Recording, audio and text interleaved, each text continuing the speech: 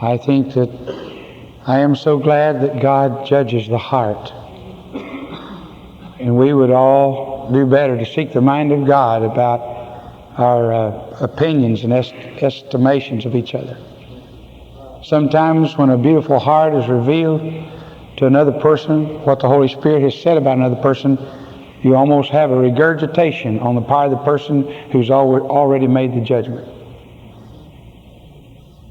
I've seen it happen.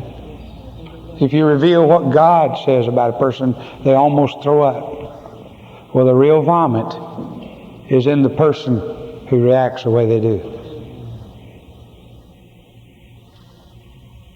The real tragedy is in here. You see, there are ultra-conservatives, conservatives who would never know that Foster had a devout heart.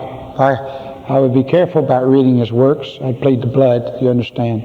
But a devout heart is a devout heart. William Barclay, who wrote the daily Bible studies, we've received so much help.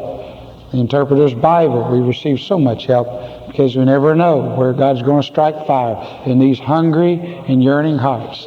Sometimes they're far less prejudiced than the conservatives, of which we are in evangelical Christianity.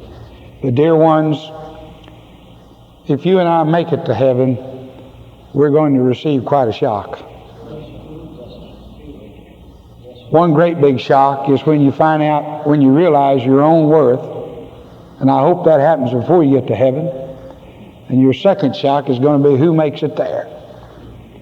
Because you'll find that your criteria for evaluating one another is an abomination unto God. That God goes by what's in here. Isn't that wonderful? Boy, I'm thankful. I'll never make it if I depend on the judgments of men at hand. But I'm hungry for God, and He sees my heart.